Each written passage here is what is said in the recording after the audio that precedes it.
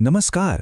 जरा विचार करा, ज्या देशात वर्षभर सूर्यप्रकाश असतो त्याच देशात व्हिटॅमिन डीची सर्वात जास्त कमतरता आहे की नाही आश्चर्यकारक गोष्ट.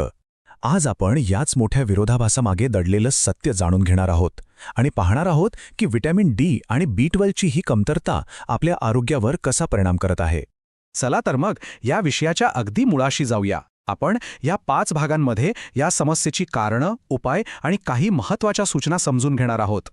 तर सुरुवात करूया पहिल्या भागापासून. हा भारताच्या आरोग्याशी संबंधित एक असा विरोधाभास आहे जो आपल्याला विचार करायला भाग पाडेल. हे आकडे बघा, खरंच धक्कादायक आहेत. आपल्या देशात जिथे इतका सूर्यप्रकाश आहे तिथे तब्बल 90% लोकांमध्ये व्हिटॅमिन डीची कमतरता आहे आणि सुमारे 75% लोकांमध्ये व्हिटॅमिन बी12ची कमतरता आहे. हा खूप मोठा विरोधाभास आहे.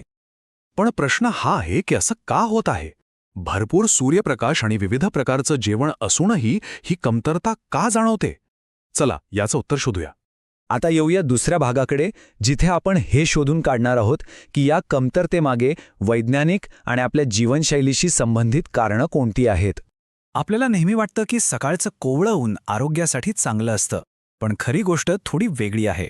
व्हिटॅमिन डीसाठी आवश्यक असलेली UVB किरणं दुपारच्या कडक उन्हात म्हणजे सकाळी 11 ते दुपारी 2च्या दरम्यान सर्वात जास्त असतात, सकाळच्या उन्हात नाही.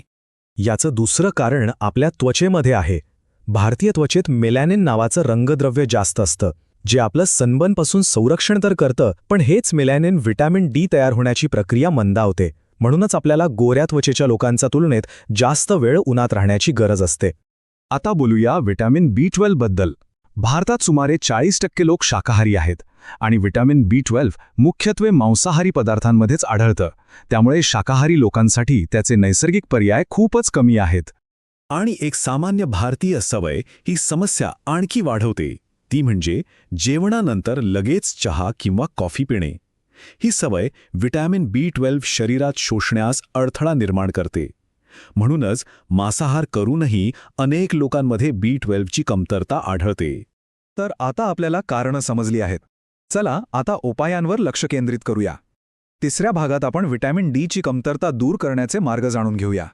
तर मग व्हिटॅमिन डीसाठी योग्य प्रकारे ऊन कसं घ्यायचं. 3 गोष्टी लक्षात ठेवा. वेळ दुपारी 11 ते 2च्या दरम्यान. कालावधी आठवड्यातून 4-5 दिवस, साधारण 25 ते 45 मिनिटं. आणि पद्धत चेहरा, हात, पाय उघडे ठेवा आणि सनस्क्रीन लावू नका. उन्हाबरोबरच काही खाण्याच्या पदार्थांमधूनही व्हिटॅमिन डी मिळतं, जसं की अंड्याचा पिवळा भाग, उन्हात वाळवलेले मशरूम्स आणि फॅटी मासे. बाजारात +F लोगो असलेलं दूध आणि तेलसुद्धा मिळतं, तोही एक चांगला पर्याय आहे.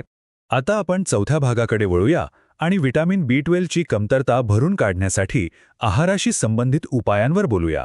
व्हिटॅमिन बी12साठी मांसाहारी लोक आठवड्यातून एकदा मटणाचं लिव्हर खाऊ शकतात. शाकाहारी लोकांसाठी रोजचं दही, ताक किंवा पनीर हे उत्तम पर्याय आहेत. अंडीसुद्धा बी12चा एक चांगला स्रोत आहे.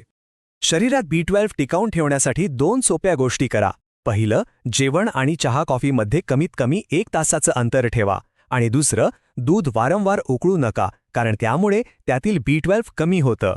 आता आपण आपल्या शेवटच्या आणि सर्वात महत्त्वाच्या भागावर आलो आहोत, जो सप्लिमेंट्सच्या वापराशी संबंधित एका महत्त्वाच्या सूचनेबद्दल आहे.